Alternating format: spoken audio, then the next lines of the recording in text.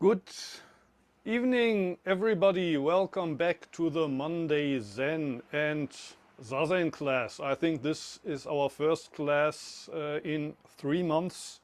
I was in Germany during the months of August and September.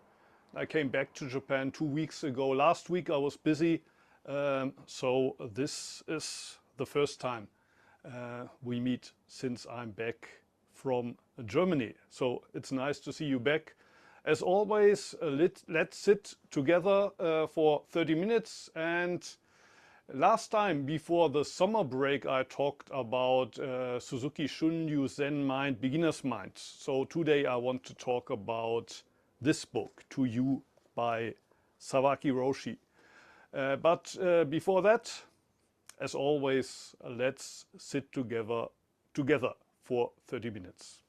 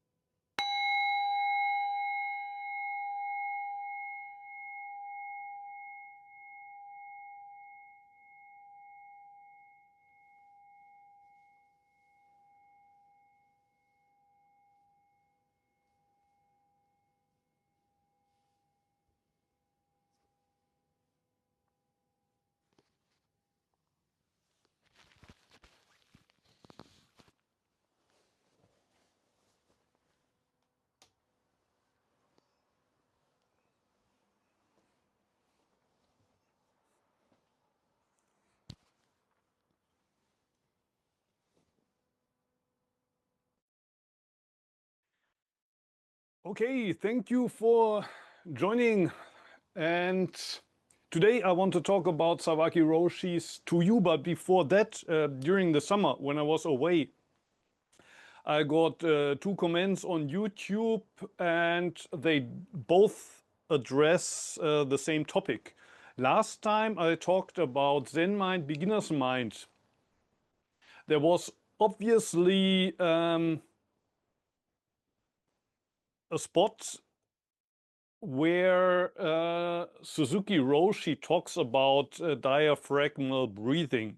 I will read one of those comments that I got. I have a question about the following passage. Also, to gain strength in your posture, press your diaphragm down towards your hara. Hara is the Japanese word for lower belly, this area here. Press your diaphragm down towards your hara. When you try to keep this posture, at first you might find some difficulty breathing naturally, but when you get accustomed to it, you will be able to breathe naturally and deeply. So that's the quote from Suzuki Roshi. And the person writes, as I understand it, this can only apply to inhaling, because when exhaling, the diaphragm moves upwards. Have I misunderstood something? The only rule I knew for Zazen in this respect was breathe into the belly. At the time when we read this part of Zen mind, beginner's mind, I didn't really notice it. But now that somebody pointed to it, I also find this a little bit confusing. What does he say? Push your diaphragm downwards. Press your diaphragm downwards towards your hara.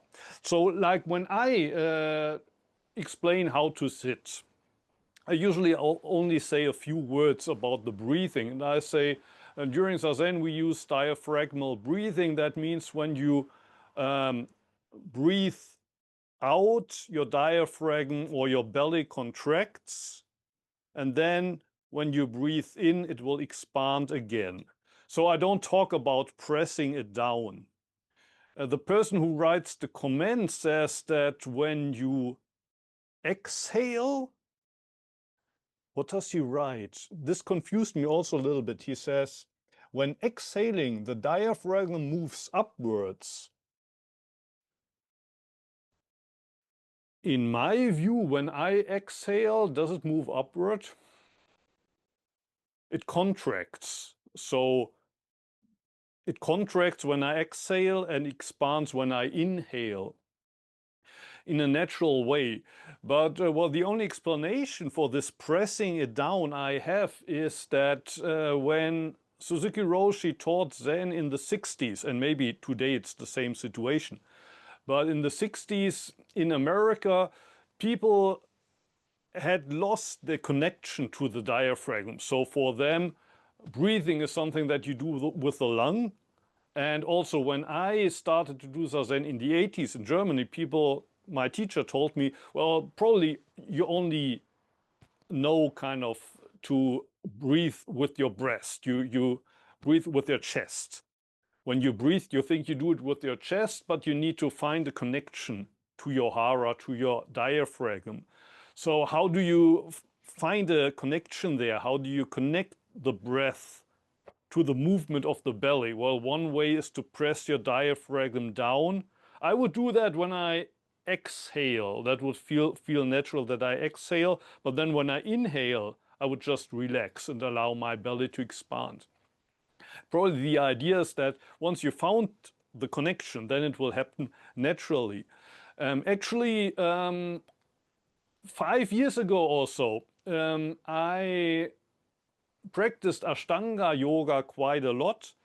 And I had great difficulties, especially with the breath, because I practiced diaphragmal breathing for so long that for me it felt like the only way to breathe, that my belly expands and contracts with each breathing in, breathing out.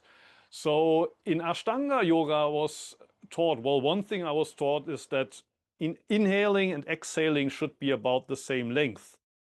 Also in Zen, usually exhaling is much longer than inhaling. But then I was taught to, well, use my chest. The chest should expand when inhaling, and then it's contracting again when exhaling. So I should breathe with the chest, not with the hara. And I did it the opposite way around. So actually at that time, Xuanzang helped me a little bit with this, helped me a little bit. And I don't remember exactly what Xuanzang told me at the time, but at least to me it felt that I was, well, consciously extending my chest when I breathe in, and then consciously also contracting it again. And it's a little bit like kind of jump starting. Once the breath is connected again to your chest, then it works naturally. But if you've lost this connection, then you have to somehow jumpstart it. So my idea is that Sawaki Roshi here is trying to help us to, well, jumpstart diaphragmal breathing by saying press your diaphragm down when you exhale, I would guess. When you exhale, you press it down. And then when you inhale, you relax and allow your belly to expand. But then once it becomes natural, of course, you don't have to consciously press your diaphragm down anymore. So that's the only possible explanation I can think about. But now I want to start with Sawaki Roshi's book To You Again. We are on page 61, and the last quote I read before the summer, or before I took the break, was, apart from Zazen, all of your good deeds, in quotes, come out of your ego consciousness because you're always thinking, I do good. Only when you stop thinking, I do Zazen, are you doing true Zazen. And I thought that quote led to some discussions because, well, what is Sawaki Roshi trying to say here? Is he trying to say that we shouldn't be doing good? That doing good is actually a bad thing because it's connected to our ego? But when we do something bad, probably most of us have the feeling it's even worse. And when we do something bad, it's usually connected to our ego as well. Well, one thing that Sawaki Roshi might say, he actually does say it somewhere in this book, that when we do something bad and we realize we do something bad, that can also be a reason to be humble. While when you do something good and you're aware you're doing something good, it strengthens the ego. But then, of course, basically all of Buddhism says, refrain from doing bad. Practice that which is good, which seems to be contradicting what Sawaki Roshi says here. But it's important that he makes a parallel here to Zazen when he says you shouldn't practice with the idea I do Zazen. Of course, he doesn't say that you shouldn't practice Zazen. Rather, I don't know, go to the pachinko parlor, drink with your friends. That's better than doing Zazen. But the point he's making is, when practicing Zazen, don't do it with the idea of I am practicing Zazen, but rather allow Zazen to practice Zazen. And the same is true about doing good. Allow good to practice good. And that reminded me of something that somebody told me when I taught about the importance of the Bodhisattva vow. We vow to live as a Bodhisattva, or the importance of the precepts. And what this person, a fellow monk, told me, you should never forget that you cannot own the vow, or you cannot own the precepts. It's not your vow. It's not your precept. And even when you keep to the precept, you should never make the mistake of thinking, I kept the precept, or I fulfilled this vow. The vow or the precept is bigger than you. You can never own it. The only thing we might do is aim at being owned by it, so to speak. Being, how do you say, possessed by the bodhisattva vow, allowing the bodhisattva vow to possess us, allowing the precepts to possess us and thus protect us. And I think that's the point made here about doing good. Never make the mistake of thinking that you are doing good. No, no. In the moment when you do good, you are possessed by good. It's not that you are doing good and thus creating virtue. But let me proceed just a little bit further. Next quote at the bottom of page 61. Sit in Zazen with the intention to starve. That means that you shouldn't count on always having something to eat as long as the wheel of the Dharma turns. On the contrary, as long as you keep the wheel of Dharma turning, it doesn't matter at all whether you have something to eat or not. So Sawaki Roshi here says some people seem to rely on or to count on that they will always have something to eat as long as they practice.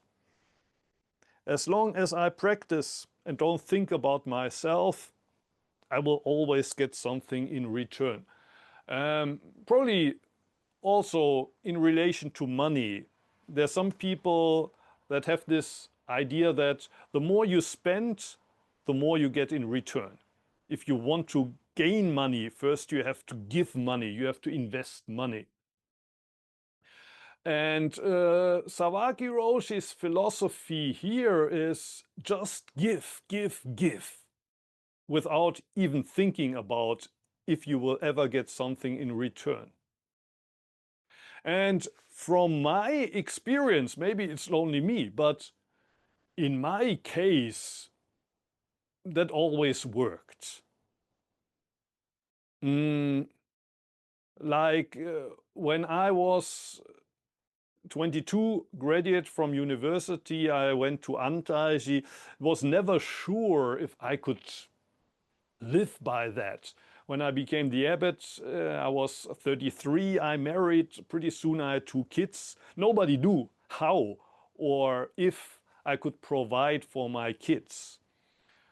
But maybe because I've never really thought about how will I provide for my family, how will I provide for myself after I leave Antaiji. I had no money. I mean, it's not that I got some money from Antaiji when I left there.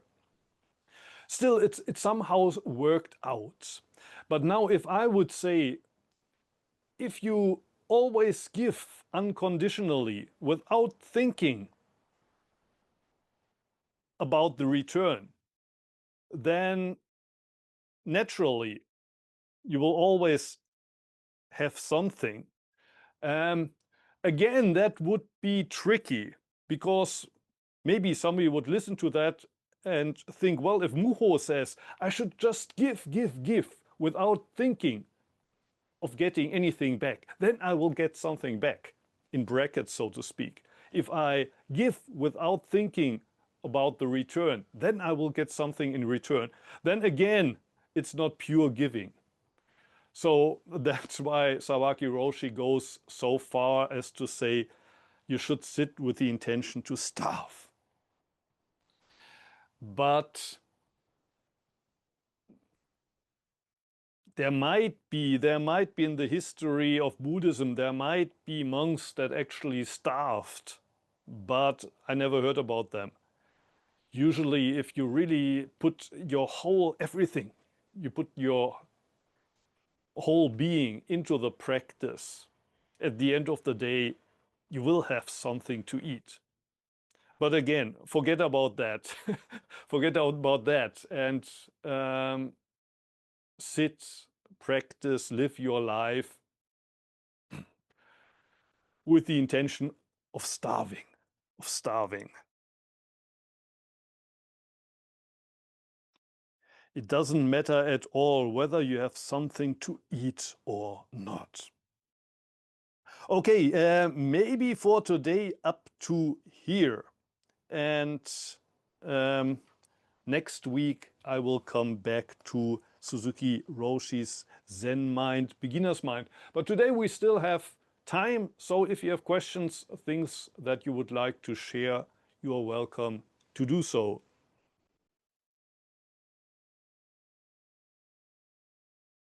Hello, I'm for the first time here. I'm Timea. Can you hear Hi, me? welcome, welcome. Hi. From where So are I you wanted connecting? to I'm in Osaka right now, Oh, you're in but Osaka. uh yeah. So I just wanted to ask you because I arrived later, what was the book that you were reading from? Can you tell me Um, the the title and title is To You by Kodo Sawaki. Oh, okay. Thank you. This one. Yeah, that's it. Cool. And next Okay, week thank it's you. going to be Zen Mind, Beginner's Mind. I just want to say, if Parts you're in of, Osaka, pardon? you should go to the park and meet Muho on a Sunday morning. He has a really nice Zen group, and they meditate in Osaka. Yeah. Unfortunately, last Sunday it didn't happen, but next Sunday we will have a half-day session from 6:30 until 3:30 in the afternoon, 9 hours. So if you're still in Osaka and want to, you don't have to attend the whole 9 hours, but you can come Oh, also for okay. a portion of that. Okay. I might drop by because I live in Yes, Osaka, so yeah, I yes. will be here. Okay. Yeah. So next week, Thank you. because it's 9 hours, we sit in a different spot, but I can send you a link to Google Maps if you want to attend that. Okay, yeah, You're sounds good. welcome. I sent you an email like a few weeks before. I don't know Yes, if you yes. remember. Yeah. And I can yeah, send a you link can. to that. Good. Thank you.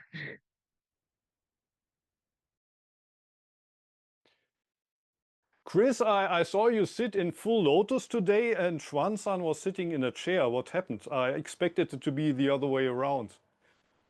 Yeah, my legs fell asleep. I wanted to challenge she could do it easily long ago before she has this she had to have a surgery, so her legs Oh, uh oh, Yeah, I so had a surgery 2 weeks ago.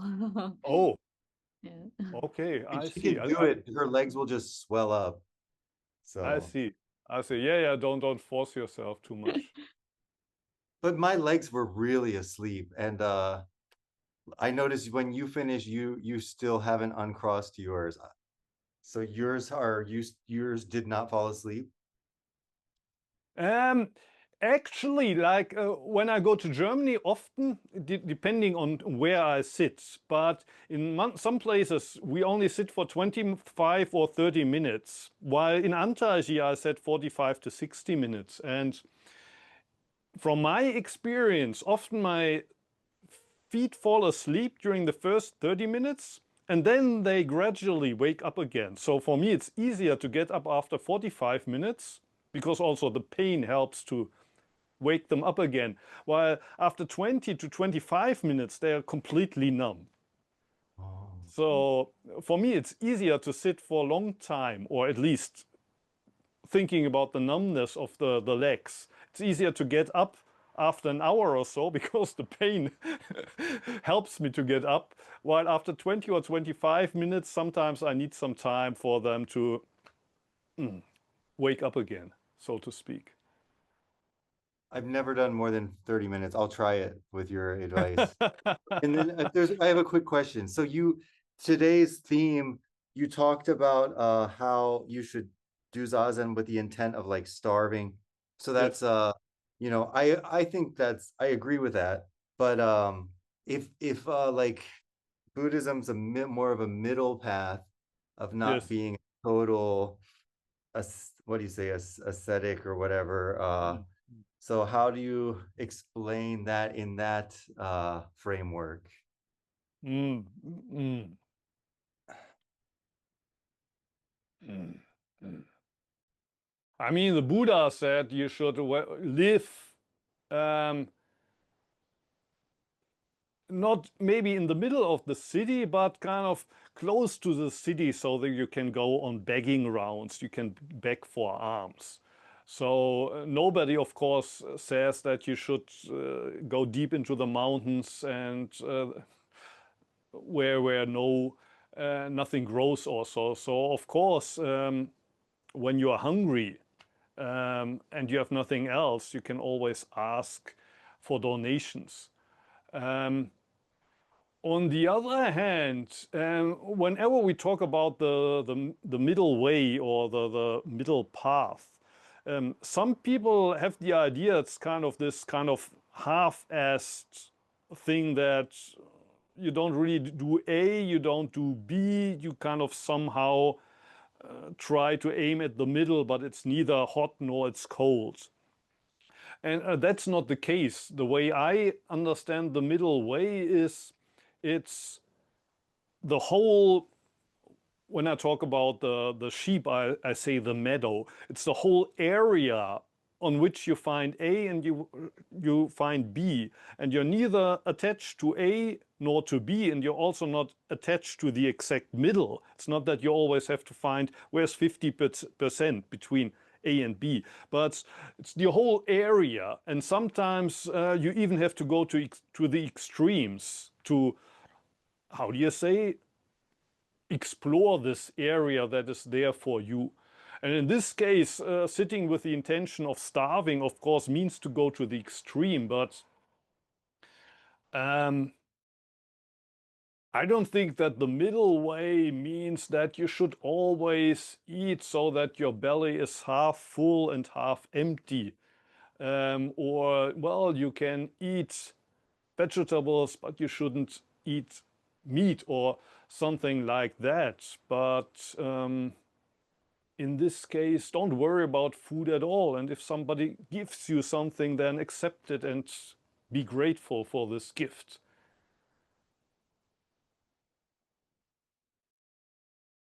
Well, that's how I see it. But of course, if you're really hungry and you're starving, then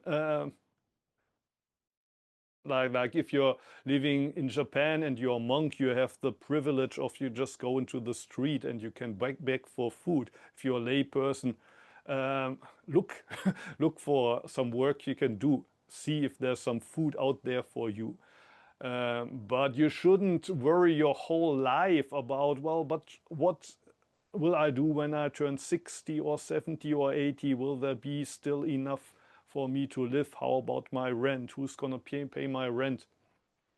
I think the point Sawaki Roshi is trying to make here, forget about that. Live now. Do your practice now. Do it now. And of course, if you're hungry, of course you have to do something about that.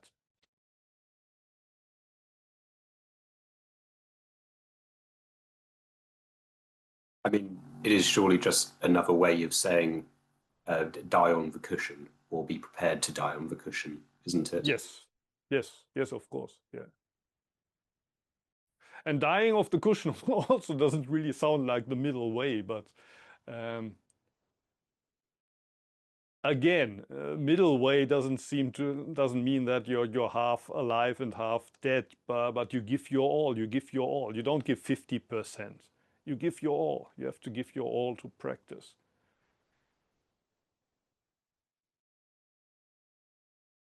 But that doesn't mean that you torture yourself. You give everything, but you don't have to give more than that. You give everything. You don't have to torture yourself to death. It's just that you let everything go. But as I always say, in a relaxed way. Actually, dying on the cushion is total relaxation. You die in the most relaxed way thinkable.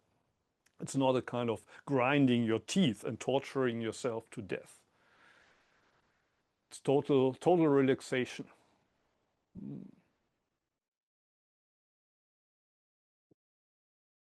Andre is lifting his hand. Andre, please. Yes, thank you. By chance, I was thinking about breathing technique in Zazen too. Mm-hmm. And when I heard you speaking about diaphragma, my first question was diaphragma pelvis, like Beckenboden, or this diaphragma, how it's called, Zwerchfell. Which one was he talking about? Because there are breathing techniques including both diaphragmas, I heard. So sitting in Zazen, I was watching my breathing and going deeper and deeper, and I was wondering if there is also in Zazen some like putting your attention to the inner parts of the body, like the diaphragma pelvis also, or is like awareness of the body. I was just this. You should not think in Zazen, but in Zazen, this question came to me. I don't have really much anatomical knowledge, but when I say diaphragm, I would think about the German word Zwerchfell, which is not the Zwerchfell, yeah. pelvis, but the other one. Mhm. Yeah, I really never really thought about it so much. Of course, the pelvis is also important for Zazen, but I never really thought about the pelvis in relation to the breathing. So the pelvis, you are aware in sitting in Zazen, you are aware of it and also contracting it or not, or No, pelvis I think is the Becken, isn't it in German? Beckenboden, this muscle. The, be the Beckenboden. No, I don't really. Pelvis is Becken und pelvic floor is Beckenboden. Ah, okay. Okay. So the pelvis for me is not so much related to the breathing, but kind of when you, how do you say, put your buttocks on the cushion, if the pelvis is not a little bit, just a little bit pushed forward. It's hard to find stable postures like when sitting. If the pelvis is kind of pointed backwards, all of your weight is on the buttocks and your knees tend to kind of float in the air. So that's where the pelvis is important, that you put the pelvis a little bit forward so that also some of your weight is on the knees. But again, I never really thought about it in relation to the breathing. And I heard the expression pelvis floor today for the first time. So maybe it's important, but I wasn't aware that it's important. Thank you. Any other questions? Anything else you would like to share or ask?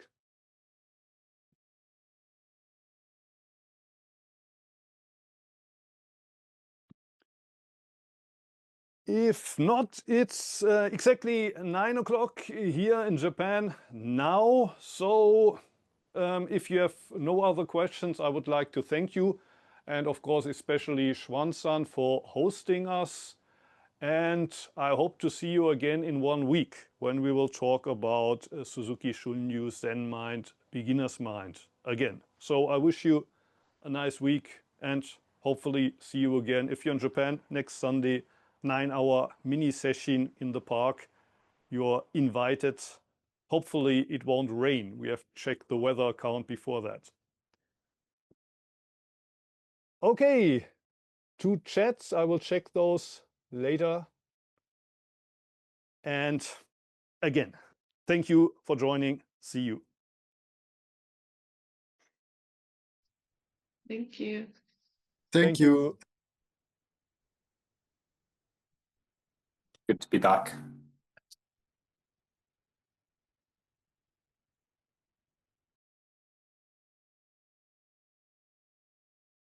Thank you. Thank you. Have a good night.